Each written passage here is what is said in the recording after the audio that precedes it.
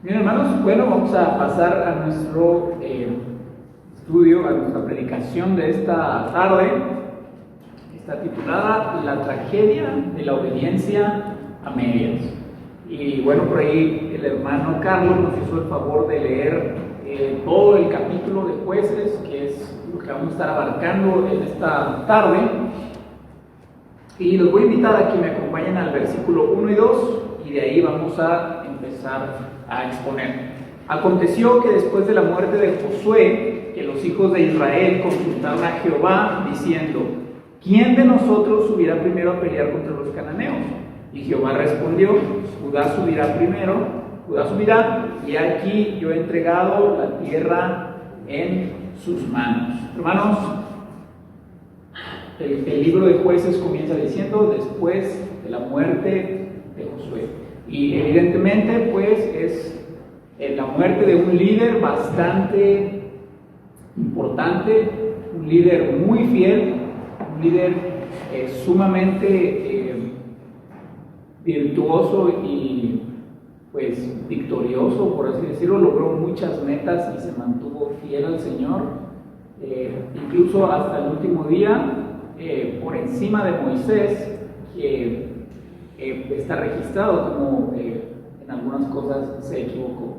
Entonces Josué, hermanos, les encarga a los israelitas que continúen aquella batalla que él ya ha comenzado, porque el libro de Josué registra que ellos ya pelearon. ¿Le puedes parar un poquito por el grito? Que ellos ya pelearon en contra de la gente que está en Canaán, la tierra prometida. Josué, comandando al ejército de Israel, ya derrotó a sus enemigos, o a algunos enemigos en las ciudades que estaban en Canaán. Pero bueno, ahora Dios ha decidido seguir sus planes, quitando a Josué de en medio y llevándolos sin una figura tan importante. Josué les hizo dos amonestaciones, hermanos. Les dijo: Dios les dará esta tierra. Así como nos ha dado las victorias, también se las dará a ustedes sin mí. Pero también los advirtió acerca de la apostasía, acerca de apartarse de Dios, traicionándolo con otros dioses, con la idolatría y con las prácticas de estos pueblos que ya estaban allí. Así que nuestro libro de Jueces, hermanos, enseña que Dios siempre cumple sus promesas, tanto las advertencias que hace como las bendiciones que Él promete a su pueblo. El pueblo de Dios lo puede obedecer y lo puede adorar valientemente, porque Dios es un Dios poderoso, pero es un Dios fiel. Así que el propósito de estos mandamientos que Dios les da, de exterminar a los pueblos de Canaán, no es con un propósito económico o con un propósito militar o con un propósito de venganza, es con un propósito espiritual. Dios ha juzgado a estas naciones porque ellos se rebelaron contra Él, no se quisieron someter a Él, entonces Él ha decidido borrarlas. Y la razón por la que está quitándolas de Israel y impidiéndole que ellos las dejen ahí y se relacionen con ellas es porque Dios les está advirtiendo acerca de la influencia espiritual negativa que pueden tener sobre el pueblo de Israel. Dice el versículo 3 y 4: Y Judá dijo a Simeón su hermano: sube conmigo al territorio que se me ha adjudicado y peleemos contra el cananeo, y yo también iré contigo al tuyo. Y Simeón fue con él, y subió Judá, y Jehová entregó en sus manos al cananeo y al fereceo, e hirieron de ellos en Besec a 10,000 hombres. Hermanos, ¿por qué Dios escogió a Judá primero? No fue porque era la tribu más grande, no era el primogénito era Rubén, no era la tribu más poderosa. Dios escogió a Judá no en base a las cualidades de Judá en sí, sino porque Dios ya la había escogido para ser el principal entre sus hermanos. Y lo puedes ver tú en Génesis, si no me equivoco, 49, por el versículo 8. Pero pasa algo muy interesante con Judá. Dios ordena a Judá, después de que ellos le preguntaron al Señor quién debía ir primero, le dice: ve tú. Y la razón por la que Judá invita a su hermano es porque Simeón compartía el terreno adyacente al de Judá. Entonces el enemigo que Judá iba a ir a derrotar también estaba sobre los territorios de Simeón. Así que Judá está invitando a Simeón por una estrategia militar. Y militarmente hablando, hermanos, es sentido común. Mejor tener a alguien que me ayude. Y podríamos pensar que no tiene nada de malo lo que está haciendo Judá.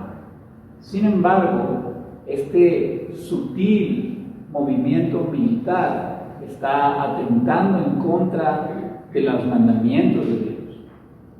Que Dios le dice a Judá: sube, yo te daré la victoria. Pero ¿qué hace Judá?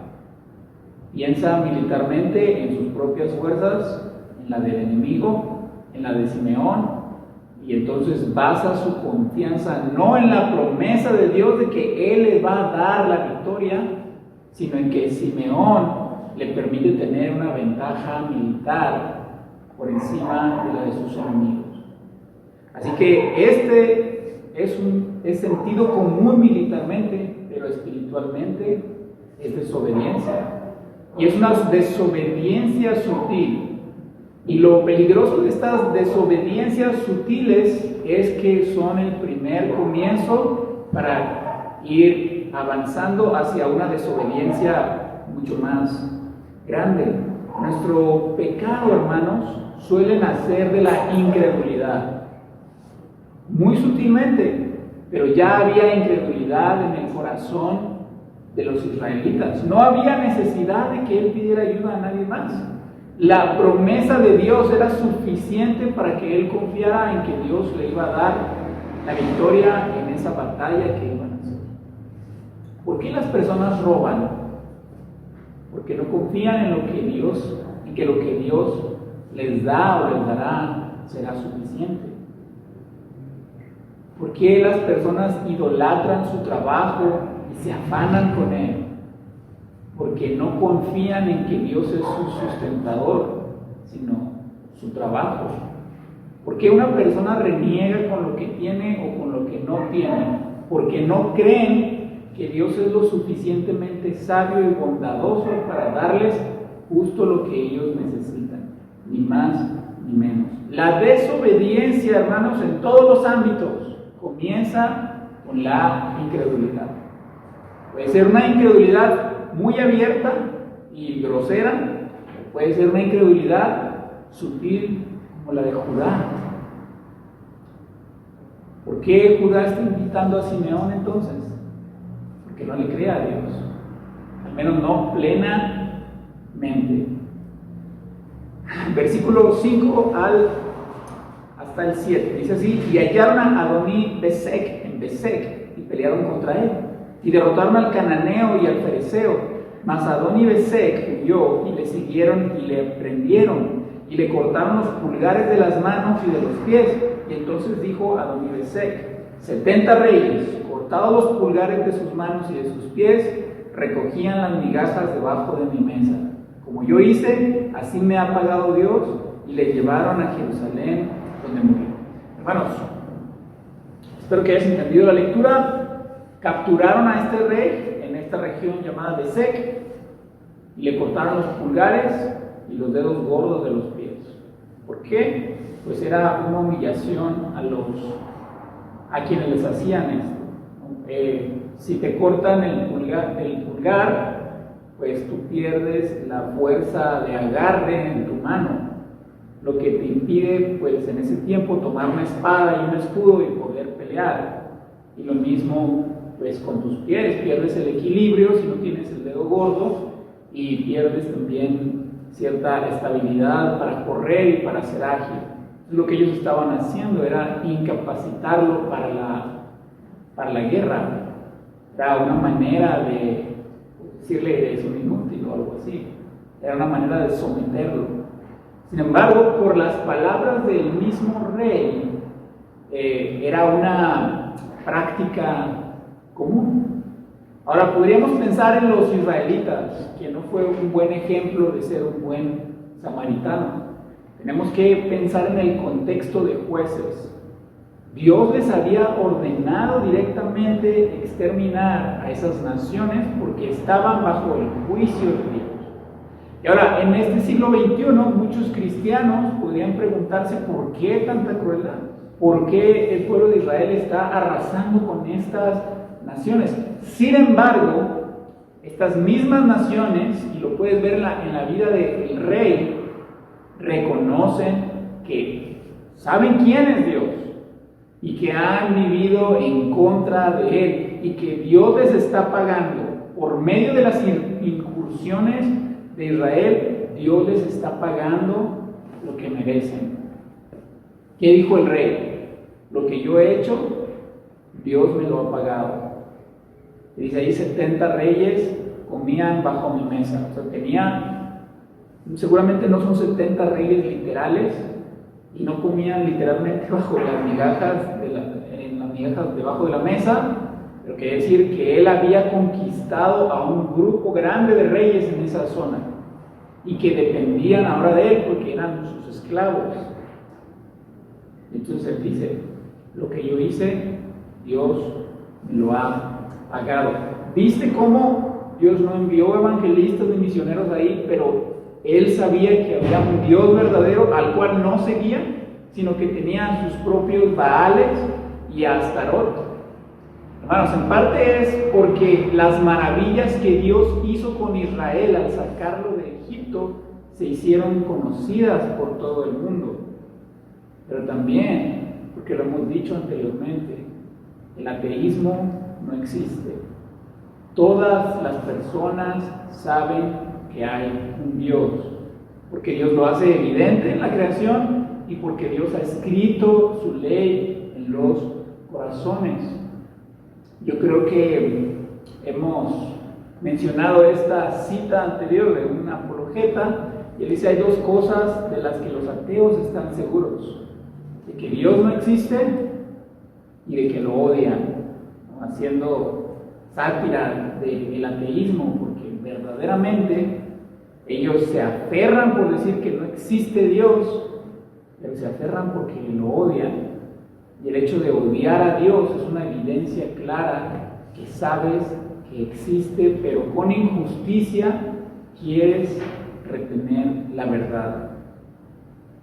Así que, hermanos, Adonibesec sabía que esto estaba pasando por causa del juicio de Dios.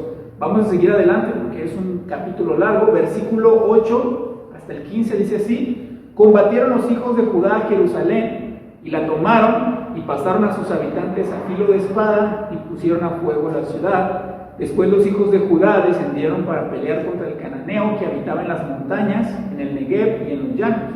Y marchó Judá contra el cananeo que habitaba en Hebrón, la cual se llamaba antes Kiriat Arba, e hirieron a Sesai y a Imán y a Talmai.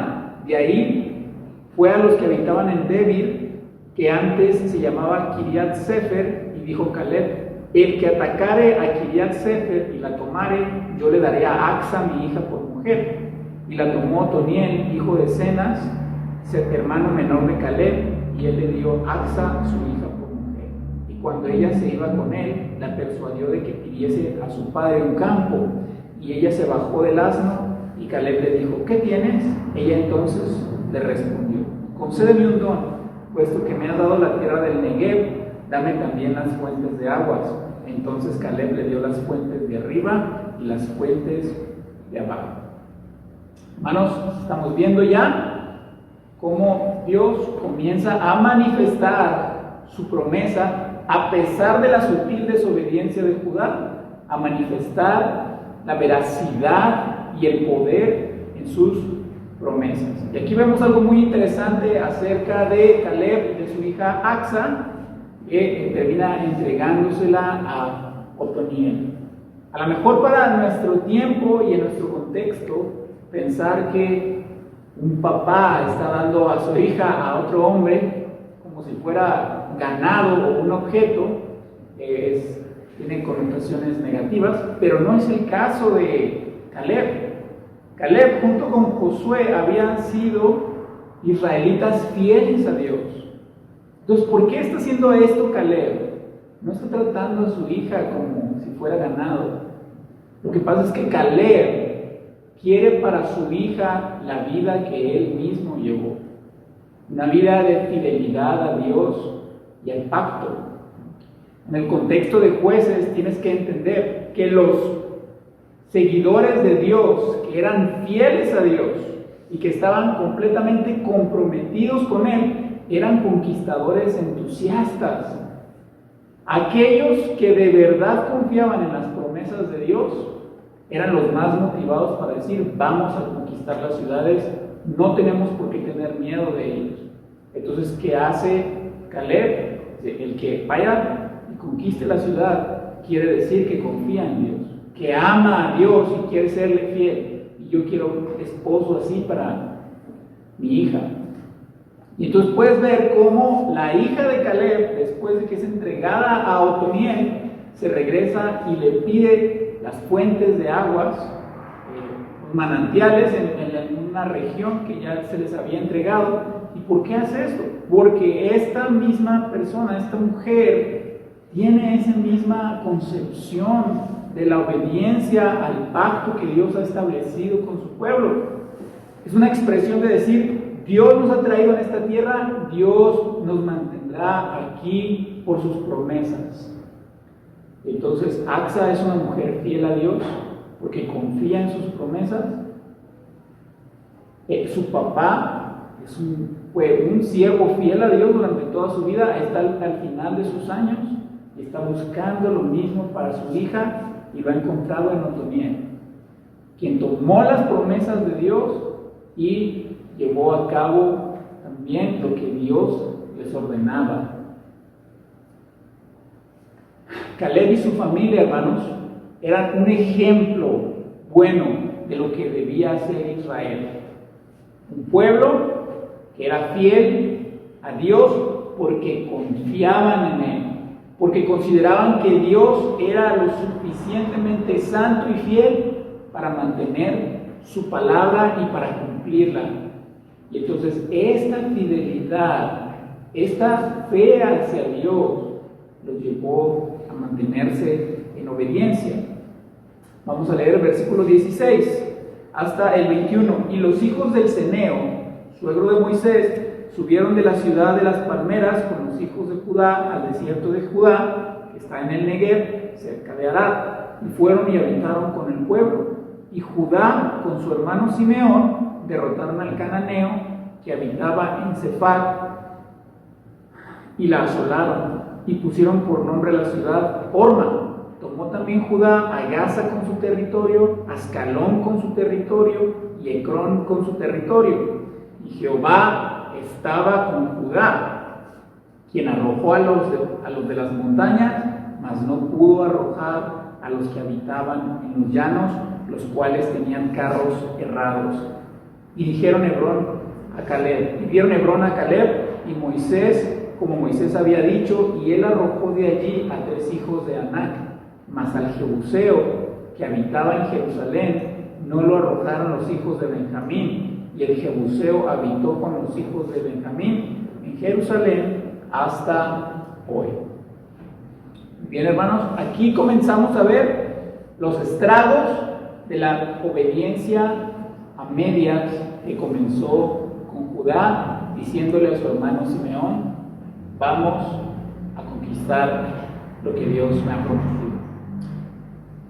Para aprovechar nuestra lectura de Jueces, hermanos, tenemos que entender que el libro de Jueces, si bien tiene mucha información y narrativa sobre guerras, es un libro bélico, es un libro militar, ese no es el propósito final de Jueces.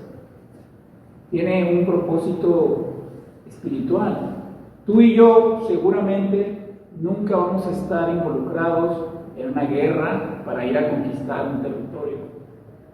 No vamos a pelear contra los filisteos, no vamos a ir a Canaán a recuperar ciudades perdidas. Sin embargo, sí vamos a experimentar las mismas dificultades y pruebas que los israelitas enfrentaron.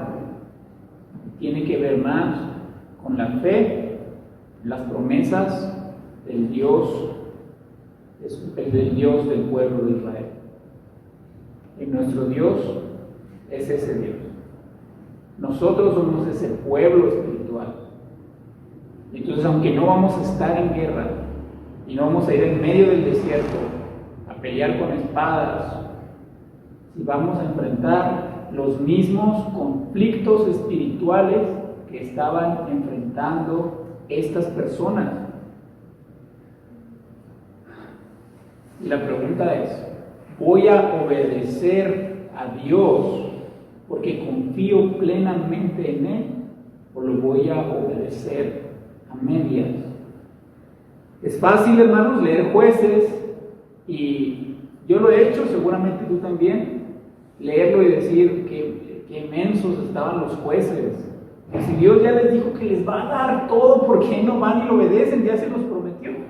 Tiene mucho poder. Él le demostró el poder en Egipto, en el desierto, y con Moisés, con Josué. ¿Por qué simplemente no obedecen a Dios? Y ¿sabes qué? Lo mismo pasa en nuestras vidas. ¿No creemos que Dios es nuestro sustentador? ¿No nos ha sustentado toda nuestra vida? Y entonces, ¿por qué dejamos que la incertidumbre nos llene de angustia? ¿No creemos que Dios es un Dios soberano y que Él tiene cuidado de todas las cosas y siempre está guardando nuestras vidas? Y entonces, ¿por qué nos quejamos cuando las cosas no salen a nuestra manera? ¿No leemos en la Biblia que el mayor de los males es el amor al dinero? Entonces, ¿por qué estamos tan afanados con el dinero y con las posesiones materiales? Lo que los israelitas en Jueces están viviendo espiritualmente es lo mismo que vivimos nosotros. Estamos en una lucha entre lo que Dios nos dice que es y nos promete y lo que este mundo nos ofrece. Y entonces estamos tentados a decir, sí creo en Dios, pero nada más lo voy a obedecer hasta donde creo que me conviene. Nada más voy a dejar que Él gobierne ciertas áreas de mi vida, pero otras no. Eso fue lo que estaba pasando con ellos. Conquistaron ciertos lugares, pero otros no dejaron. Sí, Señor, voy a dejar de decir malas palabras, pero no voy a dejar el chisme. Sí, Señor, ya no tomo, pero no perdono. Y sigo abrazando el rencor y la amargura. Sí, Señor, ya no voy a bares, pero sigo viviendo una vida descarriada inmoralmente. Sí, Señor, ya no me junto con las mismas personas, ya no frecuento los lugares de antes, pero sigo siendo orgulloso y sintiéndome superior a los demás. Eso es lo que están viviendo los jueces, una obediencia a medias. Se entregan a Dios en cosas que les parecen fáciles o con las que están de acuerdo con Dios, pero no en su totalidad. No es una entrega verdadera. ¿Y sabes qué? Esa obediencia a medias es trágica, es destructiva y va creciendo en el corazón del hombre. Aquellos pueblos, hermanos, que fueron conquistados tiempo después, como no los arrasaron por completo, tiempo después vuelven a reconquistar esas ciudades. Y lo vamos a ver más adelante con Sansón, donde encontramos esas ciudades que los israelitas ya habían conquistado, que las vuelven a perder. Judá, hermanos, pidió ayuda a Simeón porque no confió en los oráculos de Dios, en lo que Dios le había revelado. Y ahora esa incredulidad comienza a extenderse a las demás tribus de Israel. El sentido común comienza a prevalecer por encima de la fe. ¿Por qué no conquistaron los valles, los llanos? Porque ahí estaban los carros cerrados. Donde había más fuerza de la oposición, allí no conquistaron. Y esto es muy interesante.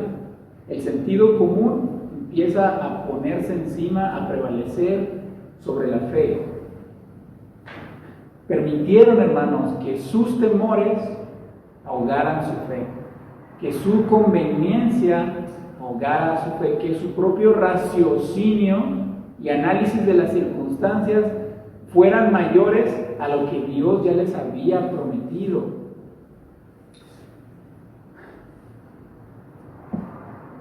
En la adversidad, las palabras de Dios dejaron de tener relevancia para ellos. Obedecieron nada más en los momentos buenos. En los momentos difíciles, confiaron más en su propio juicio antes que en las promesas de Dios. Y esto mismo nos dice Gálatas 5. Cuando Pablo les está diciendo a los Gálatas, ustedes corrían bien, ¿qué los estorbó para seguir siguiendo la verdad? Lo mismo pasa con los israelitas. Estaban corriendo bien, ya tenían varias victorias. ¿Qué los estorbó para seguir el camino correcto que llevaban? La incredulidad. Dejaron que la incredulidad fuera creciendo en sus corazones. Judá no pudo sacar a estos enemigos, no porque tenían carros errados, no porque tenían un poder militar superior, sino porque dejaron de confiar en Dios, lo que Él ya les había dicho. ¿Y sabes qué? Dejaron de confiar en Dios y entonces la valentía, la voluntad y el espíritu por ir a hacerlo murió con la incredulidad. Hermanos, no es nuestra falta de poder lo que nos impide gozar de las bendiciones de Dios. Es nuestra falta de fe en su poder. Dios no les dijo que ellos iban a conquistar la tierra prometida según el poder militar que ellos tuvieran, sino que Él les iba a dar la victoria. Cuando más vulnerables eran, Dios los sacó del enemigo más fuerte que tenían, que era Egipto. Dios ya les había enseñado que no se trataba del poder de ellos, sino del de Dios. ¿Qué tenían que hacer ellos? Confiar y obedecer. Pero quitaron sus ojos de Dios para ponerlo en la de los enemigos, en el poder de sus enemigos. Hermanos, el discipulado, y Mark está hablando de eso, requiere valentía. El discipulado requiere esfuerzo y es difícil, es doloroso y tiene muchos obstáculos, porque seguimos a un Dios en un mundo que lo aborrece. Si tú te vuelves cristiano y dejas de ir a fiestas, dejas de tomar, dejas de participar en cierto tipo de chistes o conversaciones, dejas de hacer ciertas cosas, aunque es bueno para ti y para los de tu alrededor, no lo ven bien, se van a burlar de ti, te van a excluir. Si tú tomabas y dejas de tomar, la gente quizá no te va a agredir físicamente, pero no le va a gustar eso. Cuando nosotros empezamos a ser fieles a Dios, va a haber siempre oposición, porque este mundo odia a Dios, porque no quieren someterse a Él.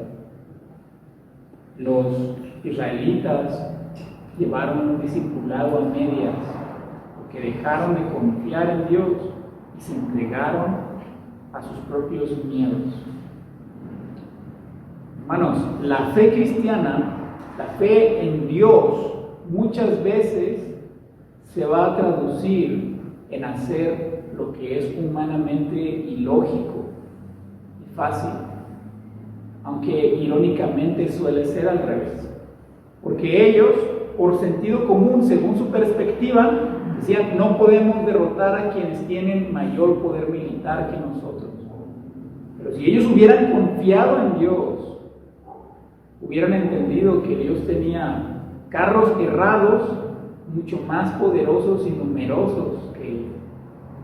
Tenían un Dios que era infinitamente superior a ese ejército. Que Dios no iba a batallar absolutamente nada por desaparecerlo y destruirlo. Pero lo que parecía sentido común para el humano, en la perspectiva de Dios, era solo necedad. Versículo 22 hasta el 26. También la casa de José subió contra Betel, y Jehová estaba con ellos, y la casa de José puso espías en Betel, ciudad que antes se llamaba Luz. Y los que espiaban vieron a un hombre que salía de la ciudad y le dijeron: muéstranos ahora la entrada de la ciudad, y haremos contigo misericordia. Y él les mostró la entrada de la ciudad, y la hirieron a filo de espada, pero dejaron ir a aquel hombre con toda su familia. Y se fue el hombre a la tierra de los heteos y edificó una ciudad a la cual llamó Luz, y este es su nombre hasta hoy. Hermanos, tomaron estrategias y medidas con precaución. El hecho de que Dios nos prometa que Él nos va a dar la victoria, las promesas de Dios y la soberanía de Dios no nos invitan a que nosotros seamos pasivos y negligentes. Nos impulsan a que seamos activos, obedientes, diligentes y responsables.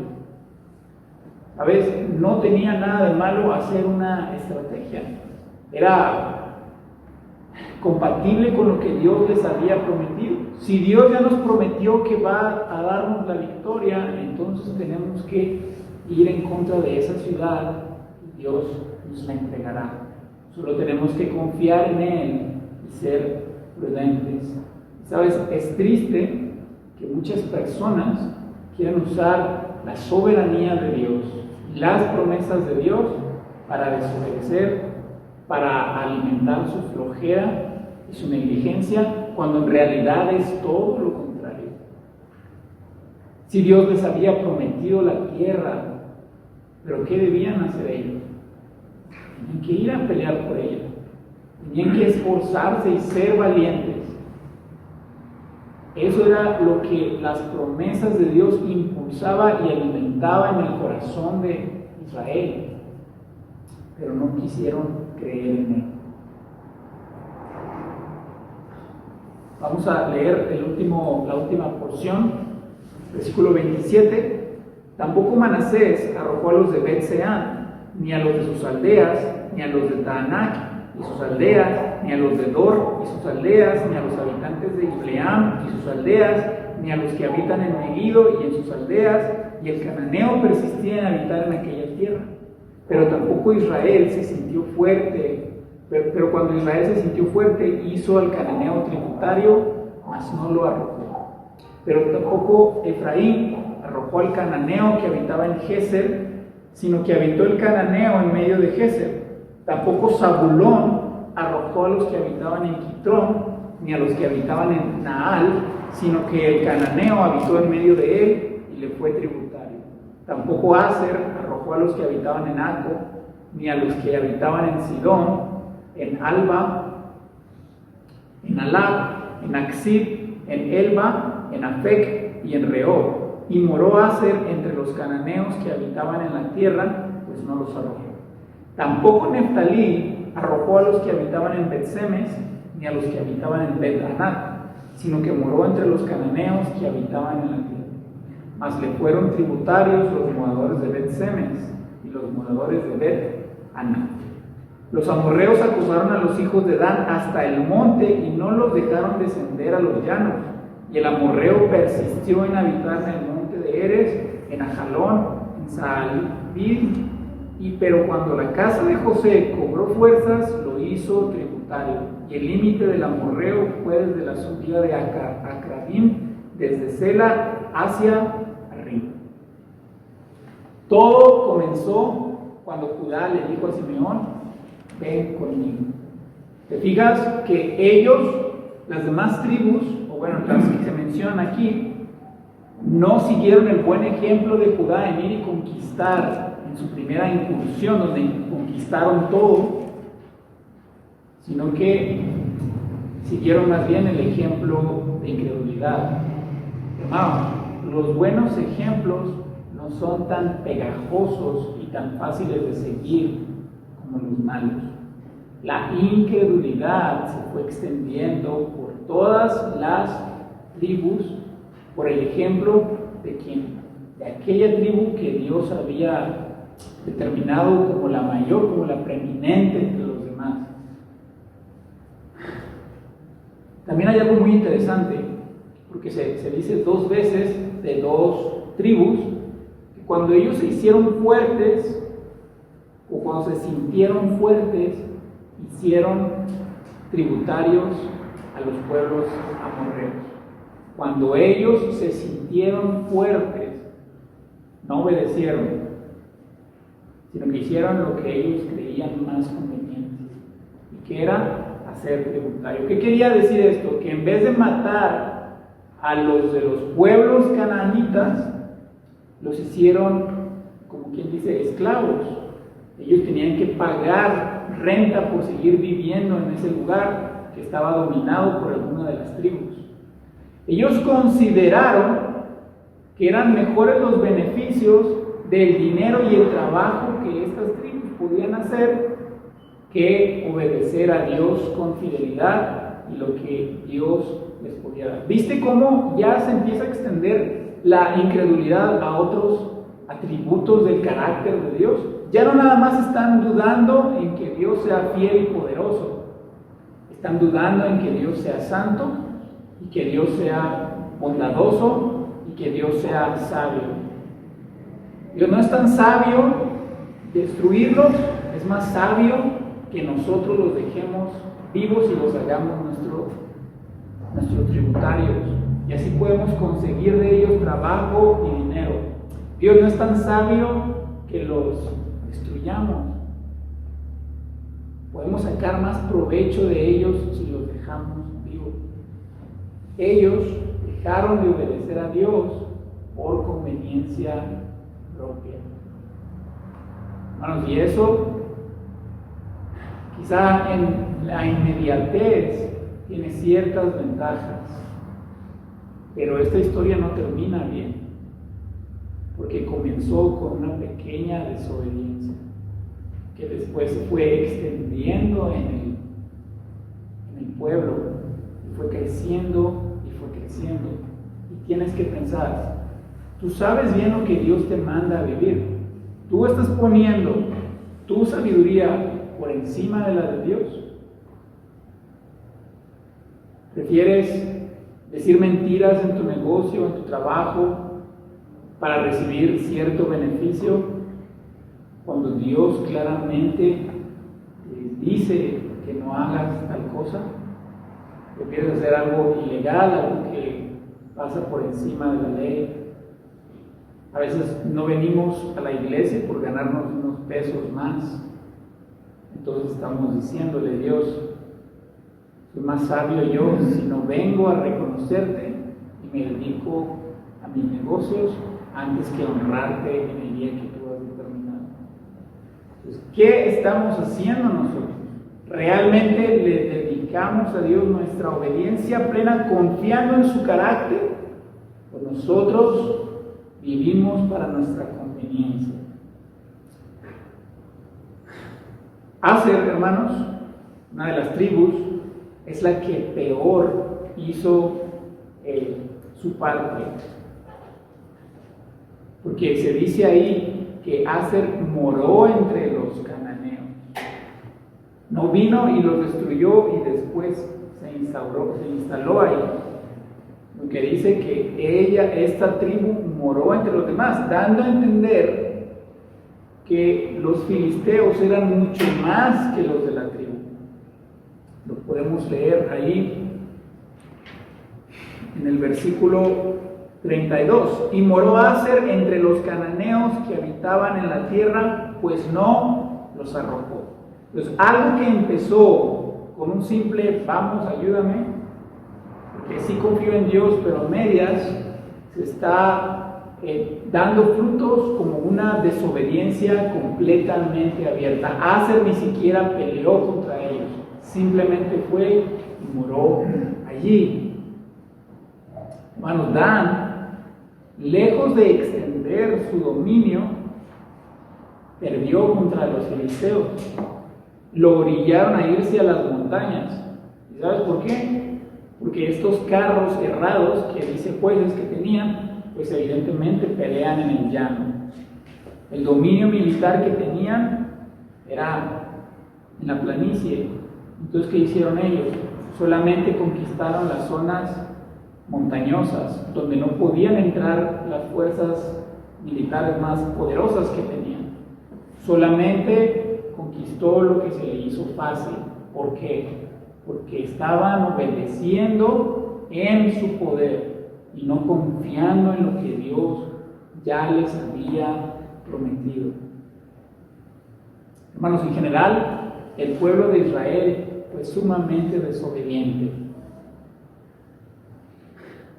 Fue descuidado en su deber, en su interés. No hicieron lo que debían haber hecho para expulsar a los enemigos. Y todo comenzó con la incredulidad. Después esto trajo un gran problema al pueblo. Para terminar, quiero recalcar algunas cosas. La pereza y la cobardía, hermanos, que vemos en el pueblo de Israel son los frutos de una cosa: la incredulidad. Todo nuestro pecado y la negligencia que mostramos en nuestra vida cristiana, que por cierto trae mucho dolor y angustia, nace de nuestra incredulidad. Cuando dejamos de creer que Dios nos ama, llega el miedo, la angustia, el enojo, los reclamos. Todo comienza por ahí. Todas las negligencias espirituales de la vida cristiana son frutos de la incredulidad. Número 2. Los israelitas cayeron en el error de la vanagloria de este mundo. Fueron seducidos por lo que este mundo les ofrecía. Vieron el dinero y el trabajo que podían extraer de los filisteos y decidieron no exterminarlo. Estaban dispuestos a dejarlos vivos para recibir un beneficio egoísta e ilegítimo que iba en contra de lo que Dios les había ordenado. Fueron seducidos. Debes tener cuidado con eso. Hermanos, el pecado es placentero, por eso es tan común. ¿Trae placer el pecado? Sí, trae placer. Y el que diga que no es un hipócrita y un mentiroso, porque entonces nuestra carne no lo amaría. Sin embargo, esos beneficios temporales del pecado, como el placer y otras cosas terrenales que trae, se cobran más caro después en la perspectiva divina, que te da un placer momentáneo, pero una destrucción eterna. Y fue lo que pasó con los israelitas. Puede que estés haciendo algo mal y te está trayendo ciertos beneficios inmediatos, pero a largo plazo hará más daño que bien. En tercer lugar, hermanos, ellos no confiaron en la victoria que Dios les había asegurado. sino que menospreciaron las advertencias de Dios, tanto de ser victoriosos como de ser idólatras y traicionar al Señor. Hermanos, fíjate cómo el hecho de que ellos no destruyeron a todos los pueblos y toda la idolatría y el pecado que representaban es una clara evidencia de que ellos no consideraron que era tan malo como Dios decía. Ellos no valoraban la santidad como Dios la valoraba. Ellos no pensaban que ser idólatra era tan malo, que dedicarse a las mismas costumbres y a los cultos de los pueblos que estaban ahí no era tan malo. Entonces, por ejemplo, puedo ver a algunos cristianos, o he conocido a muchas personas que se dicen ser cristianos, pero entonces piensan que vivir en unión libre fuera del matrimonio no es tan malo, o que una persona puede tener cualquier preferencia sexual y no es tan malo, puede vivir haciendo cosas ilegales y no es tan malo. Fue lo que pasó con ellos. Lo que Dios les había determinado como malo, ellos dijeron, no es tan malo, Dios, porque tenemos beneficios que nos parecen más valiosos que lo que tú nos das. Y obviamente eso era una gran necedad. Menospreciaron el amor y la santidad y la presencia que Dios les había concedido. Dejaron esas cosas eternas para revolcarse con las cosas terrenales y efímeras y sumamente pasajeras de esta vida. Por eso dice el proverbio, hermanos, ¿podrá alguien tomar carbón sin que se le ensucien sus ropas blancas? ¿O podrá prender un fuego sin que la ropa se le ahume? Bueno, ellos evidentemente desecharon lo que Dios les había concedido para entregarse a este mundo. Hermanos, lo mismo que mantuvo a los padres de esta generación fuera de la tierra prometida, fue lo mismo que mantuvo a esta generación de no conquistar a los pueblos. ¿Sabes qué fue? La incredulidad. La desconfianza en el poder y las promesas de Dios les hizo perder sus ventajas y les trajo muchos males. Y como lo vamos a ver adelante en el libro, les trajo muchos dolores, pérdidas, angustias y cosas que no tenían que experimentar. Pero por su desobediencia y por su incredulidad trajeron mal a sus propias vidas. ¿En qué área de tu vida estás obedeciéndome? ¿En todas o solo en alguna? De nada sirve obedecer en todas y en una no, porque vemos cómo la incredulidad se va abriendo paso, no solo en las demás áreas, sino en otros pecados. Hermanos, una pequeña grieta va haciéndose más y más y más grande. ¿No pasa esto en las presas? Cuando hay una pequeña grieta, la presión del agua va abriendo y causa un gran daño, un gran desastre. Una cosa tan mínima. Fue lo que pasó con el pueblo de Israel. Obedeces a medias en tu matrimonio, en tu familia, en tu vida laboral, en tu negocio, en tu actitud hacia el dinero, hacia el éxito, hacia lo social, con tus amistades, con tus vecinos, con tus amigos, en tu trabajo, en tus conversaciones. Tú estás cayendo en el mismo error de los israelitas. O vives como estos hombres, como Josué, como Caleb, que vivieron fieles a Dios porque confiaron.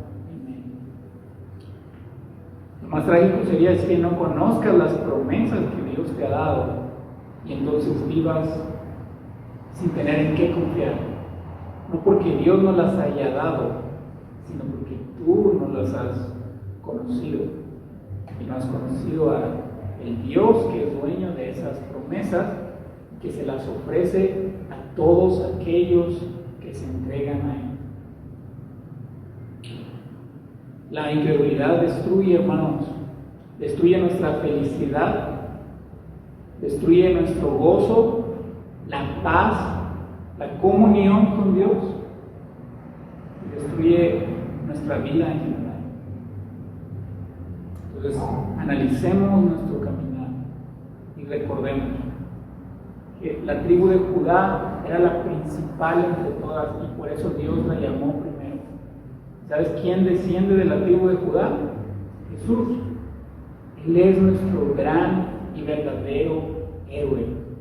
Él es quien nos guía en las tierras de Canaán para conquistar los enemigos y ha prometido que su poder y su presencia te acompañará para derrotar a tu peor enemigo, que no es el diablo, sino tú mismo, que te quiere hacer libre de tu carne, de tu pecado, de las mentiras de tu corazón, de tus pensamientos que inventan cosas muy lejos de la realidad, pero que destruyen muchas cosas en tu vida.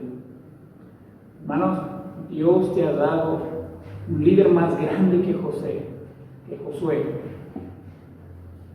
Jesús, que nos guía para conquistar en su poder y en el nuestro los enemigos espirituales del alma.